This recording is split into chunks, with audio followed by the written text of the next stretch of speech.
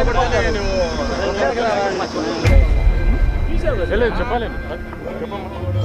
పేరు వేముల సతీష్ కుమార్. మేము ఆ రోజు సింగనగర్ ఫ్లైఓవర్ దిగంగానే అక్కడ సీఎం చూసి వెళ్ళిపోయాము. మేము ఆ స్కూల్ దగ్గర అయితే లేము.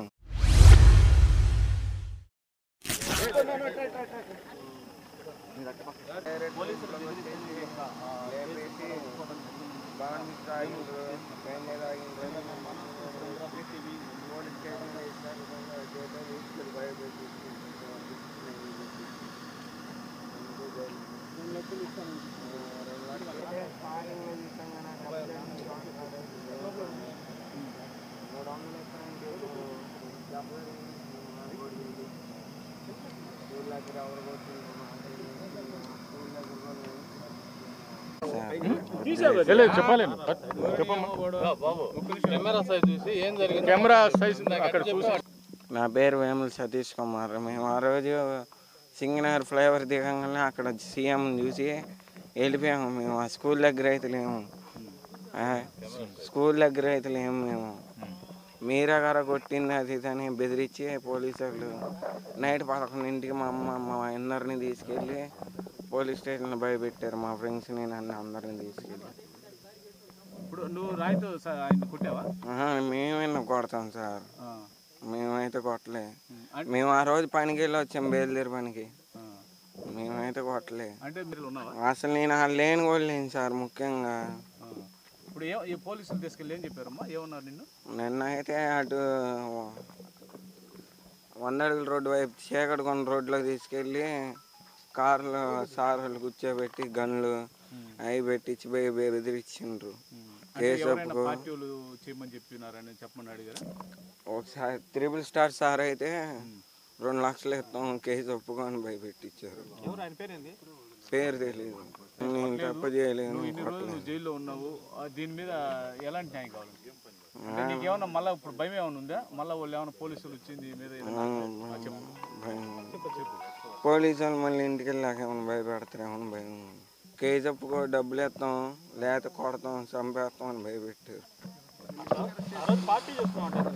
పార్టీ ఏం చేసుకోవాలి? నా బర్త్డే అయితే కేక్ కటింగ్ చేసుకున్నాం. దానివల్ల నన్ను ఎత్తుగా పోలీసు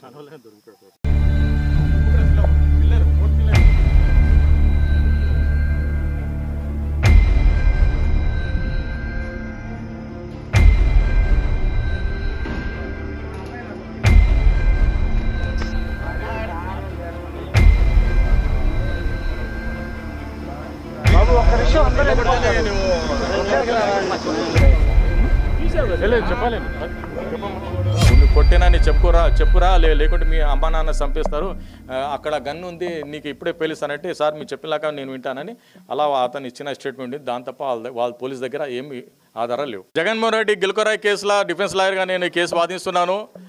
ఈ కేసులో గుల్కరాయ్ కేసులో సతీష్ అయిన అబ్బాయికి, విమల సతీష్ అయిన అబ్బాయికి బెయిల్ వచ్చేసింది, బెయిల్ మంజూరైంది. బెయిల్ మంజూరు అయిన తర్వాత కూడా పోలీసు వాళ్ళు చాలా ఈ కేసు ఒత్తిడి తీసుకొచ్చారు. మరి వాళ్ళు క్యాన్సిలేషన్ కోసం హైకోర్టుకి వెళ్ళారు, కానీ హైకోర్టు క్యాన్సిలేషన్ యాక్సెప్ట్ చేయలేదు. కానీ జామీన్ పెట్టిన దాంట్లో కూడా 4 దినాలు ప్రతివాదన అయింది.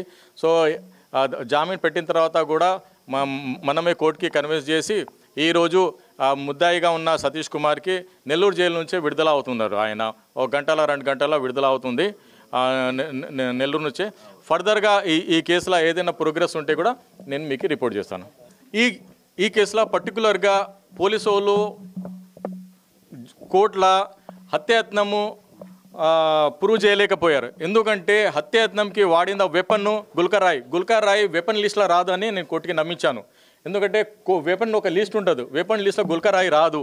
సో కోర్టు అడిగింది మరి ఈ గుల్కరాయ్ వెపన్ లిస్ట్లో వస్తుందని, వెపన్ లిస్ట్లో రాదు. మరి హత్యాయత్నం చేయాలంటే ఇతనికి ఇనిమిటీ ఉండాలి, అవును కదా, అతనికి శత్రుత్వం ఉండాలి. జగన్మోహన్ రెడ్డికి సతీష్ కుమార్కి శత్రుత్వం కూడా ఏం లేదు.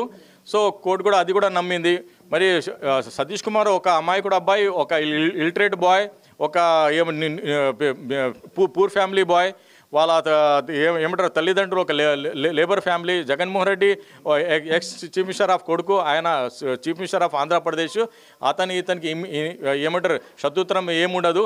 జగన్మోహన్ రెడ్డి కావాలని చేసిన ఇది ఉంది. ఎందుకంటే లాస్ట్ టైం ఎలక్షన్లో కూడా కోడికత్తి డ్రామా చేశారు. ఈ టైం ఈ గుల్కరాయి డ్రామా చేశాడు. జగన్మోహన్ రెడ్డి బిఫోర్ ఎలక్షన్ ఇటువంటి టాక్టిక్స్ చేసి ఆంధ్రప్రదేశ్ ప్రజలు ఇన్నోసెంట్గా ఉన్నారు కదా, వాళ్ళని నమ్మించి ఏమంటారు పోలీసుని మోసం చేసేసి ఆ లభ్యం పొందాలని విధానంలో ఆయన ఉంటాడు. అదే విధంగా దీన్ని కూడా ఆయన చిత్రీకరించారని కోర్టుకి నేను నమ్మించాను. కోర్టు నమ్మేసి ఈ కేసులో ఆ ముద్దాయి ఉన్న సతీష్కి బెయిల్ ఇచ్చిందమ్మా. అదే కదా సార్, నేను కోర్టుకి కూడా అదే నమ్మించాను. ఎందుకంటే ఎప్పుడన్నా పిల్లి మర్డర్ అయితే ఎలక మీద డౌట్ వస్తుంది, కానీ ఎవరు అజంప్షన్ చేయరు, ఎవరు అనుమానం చేయరు ఇది చేసింది నేరం కుక్క అని. ఎందుకంటే పిల్లికి స్ట్రాంగ్గా కుక్క ఉంటాడు, కానీ నా డౌట్ ఎవరి మీద వెళ్తుంది, ఎలక మీద వెళ్తుంది. సో ఇక్కడ వైసీపీ టీడీపీ గొడవ వల్ల ఏదైనా వైసీపీ వాళ్ళకి అయిందనుకో టీడీపీ మీద నేను నెట్టేస్తారు, కానీ వైసీపీ వాళ్ళు దీని ఇంకా ఎవరు ఉన్నారో అది ఎవరు ఎస్టాబ్లిష్ లేకపోయారు. దీంట్లో యాక్చువల్ ఆ అబ్బాయి 13 ఏప్రిల్కి అతను 200 రూపాయలు తీసుకొని అదే మేమంతా సిద్ధము ర్యాలీలో అతను కూడా ఒక కార్యకర్తగా వెళ్ళాడు. ఆ 14 ఏప్రిల్కి అతని బర్త్డే, ఆ బర్త్డేలా సీసీ కెమెరా ఫుటేజ్లో అక్కడ కేక్ కట్ చేస్తానంటే పోలీసులు అనుమానించేసి ఈడే చేశాడేమో, అందుకే ఇక్కడ ఎగిరి వాడు డ్యాన్స్ చేస్తున్నాడు, అయితే ఇతన్ని అనుమానిస్తాడని అనుమానంతో అతను పట్టేసి అరే నువ్వు కొట్టేనా నీ చెప్పురా లేకుంటే మీ అమ్మా నాన్న చంపేస్తారు, అక్కడ గన్ను ఉంది నీకు ఇప్పుడే పేలుస్తానంటే సార్ మీరు చెప్పినాక నేను వింటానని అలా అతను ఇచ్చిన స్టేట్మెంట్ ఉంది. దాని తప్ప వాళ్ళ పోలీస్ దగ్గర ఏమి ఆధారాలు లేవు. వెళ్ళాలి సార్ కోడికత్తి కేసులో గుల్కరాయి కేసులో కూడా జగన్మోహన్ రెడ్డి అప్పుడు దాంట్లో కూడా కోర్టుకి రాలేదు. అందుకే కదా అప్పుడు గట్టిగా చెప్పాను రావాలి జగన్ చెప్పాలి సాక్ష్యం అని. ఈ గుల్కరాయి కేసులో కూడా జగన్మోహన్ రెడ్డి ఇప్పటి వరకు 161 ఇన్స్ట్రుమెంట్ రికార్డ్ చేయలేదు. జగన్మోహన్ రెడ్డి విధి విధానాన్ని గౌరవించాలి, ఆయన కాన్స్టిట్యూషన్ పర్సన్, ఆ తల్లి లాంటి మనిషి ఆయన వచ్చి పోలీస్ స్టేషన్కి వచ్చి ఆయన 161 ఇన్స్ట్రుమెంట్ రికార్డ్ చేయాలి, ఆయన ఏమైంది అని చెప్పాలి, మరి సీన్ ఆఫ్ అఫెన్స్కి కూడా విజిట్ చేయాలి. కానీ పోలీసు వాళ్ళు కూడా ఇప్పటి వరకు జగన్మోహన్ రెడ్డికి దగ్గర వెళ్ళి కూడా ఆయన రికార్డ్ చేయలేదు.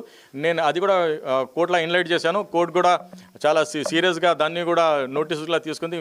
మీరు ఇప్పటి వరకు జగన్మోహన్ రెడ్డి స్టేట్మెంట్ ఎందుకు రికార్డ్ చేయలేకపోయారంటే వాళ్ళ పోలీసు వాళ్ళు ఏం చెప్పలేకపోయారు. సో దానివల్ల ఈ గుల్కరాయి కేసులో సతీష్ కుమార్కి బెయిల్ వచ్చిందని నేను నమ్ముతున్నానమ్మా.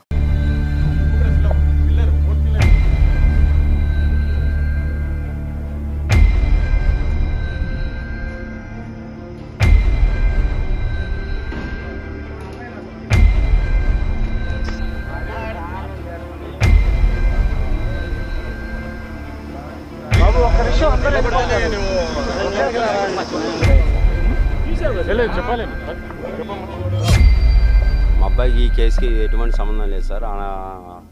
అనవసరంగా ఏదో ఎవరినో వాళ్ళని తీసుకొచ్చి కేసులో పెట్టేసి వాళ్ళు తప్పుకున్నాం అన్నట్టుగా పోలీసు వాళ్ళు చేశారు. నా పేరు వేముల దుర్గారావు సార్, సతీష్ వాళ్ళ ఫాదర్ని, మాది విజయవాడ.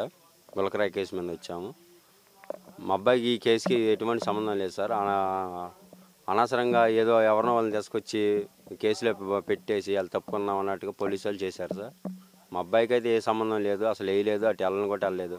ఆ నైటు 14వ తారీఖు పుట్టినరోజు, 13వ తారీఖు నైటు 12ంటికి కేక్ కట్ చేసుకున్నాడు మా గూడెంలో ఆర్చి దగ్గర.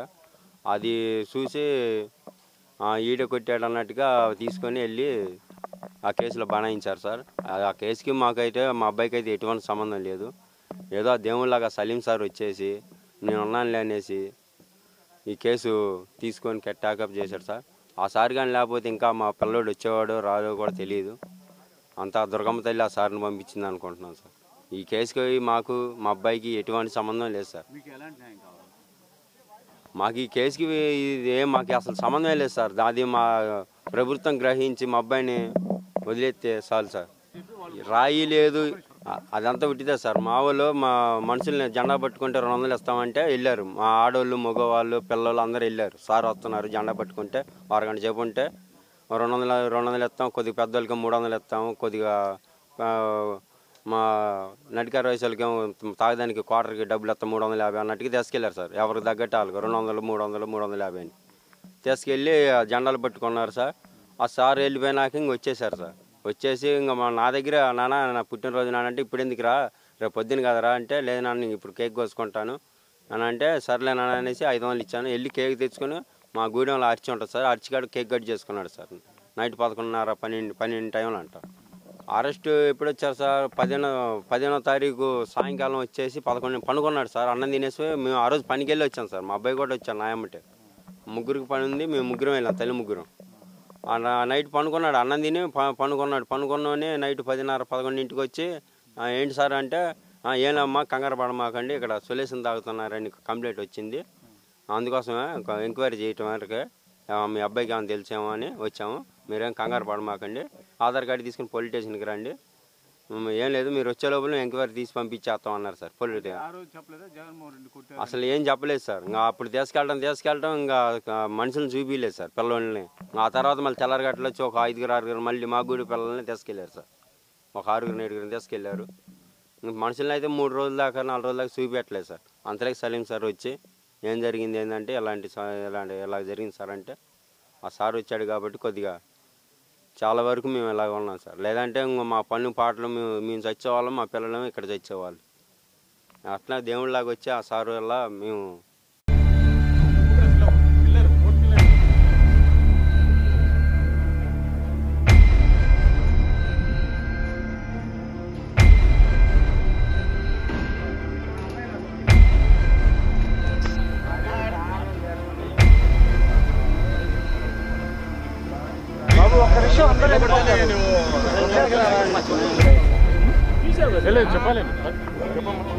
ఇట్లా పడుకున్నవన్నీ తీసుకెళ్ళిపోయి ఇలాగా తీసుకెళ్ళి ఇట్లా చేశారు. పనికి వెళ్తాడు, మట్టి పనికి వెళ్తాడు. వాళ్ళ నాన్నగారు ఏమంటే వెళ్తారు పనికి. ఒక రోజు వెళ్తే 2 రోజులు చేస్తే 4 రోజులు ఇంటికాడ ఉంటాడు. బాబుకి కూడా ఆరోగ్యం కూడా సరిగ్గా పని చేయదు. మేము ఉంటేనే తీసుకెళ్తాం, లేదంటే ఇంట్లోనే ఉంచుకుంటాం మేము మా బాబుని. అంతా దేవుడికే తెలియాలి సార్. మేము ఇంకా ఎవరిని నిందించి అంత తలుచుకోవట్లేదు. ఇంకంతా భగవంతుడికే తెలియాలి. నా పేరు రమణ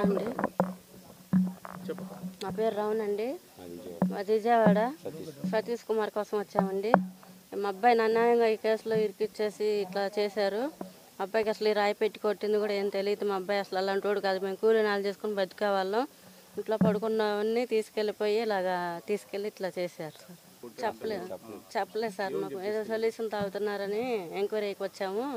ఎంక్వైరీ చేసేసి అమ్మటే పంపించేస్తాము, ఆధార్ కార్డు తీసుకొని స్టేషన్కి రండి అన్నారు. వెళ్ళాము.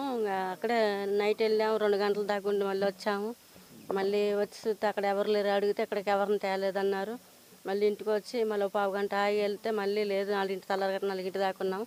ఇక్కడికి ఎవరిని తేలేదమ్మా, మీరు పొద్దునకి రండి, ఏమన్నా పొద్దునకి వస్తే తెస్తారేమో అంటే ఇంక మేము ఇంటికి వచ్చేసాము. మాకు తెల్లారి అప్పటి నుంచి 4 రోజులు 3 రోజుల దాకా కూడా పిల్లల్లో మాకు ఎవరిని చూపించలేదు, చెప్పలేదు మాకు. తర్వాత 2వ రోజు 3వ రోజు మీ అబ్బాయి రాయిబెట్టి కొట్టాడు అనేసి తీసుకెళ్ళిపోయారు. మేము అలాంటి మా అబ్బాయి అలాంటి కాదని మాకు అట్లా దేవుడి దేవాల సలీం సార్ గారు వచ్చారు. కానీ ఈ కేసును అంతా ఆయనే చూసుకుంటున్నాడు. అలాంటిది ఏం అవసరం లేదు. మా బాబు మాకు వస్తే మాకు చాలు, మేము అదే అనుకున్నాం. ఏ కేసు లేకుండా మా బాబు మాకు క్షేమంగా ఉంటే చాలు సార్. మాకు ఇంకేం అవసరం, మేమేం ఆ గురించి ఏం ఆశించుకోవట్లేదు. మా బాబు మాకు ఉంటే చాలు. పనికి వెళ్తాడు, మట్టి పనికి వెళ్తాడు. వాళ్ళ నాన్నగారు ఏమంటే వెళ్తారు పనికి. ఒక రోజు వెళ్తే 2 రోజులు చేస్తే 4 రోజులు ఇంటికాడ ఉంటాడు. బాబుకి కూడా ఆరోగ్యం కూడా సరిగ్గా పని చేయదు. మేము ఉంటేనే తీసుకెళ్తాం, లేదంటే ఇంట్లోనే ఉంచుకుంటాం మేము మా బాబుని.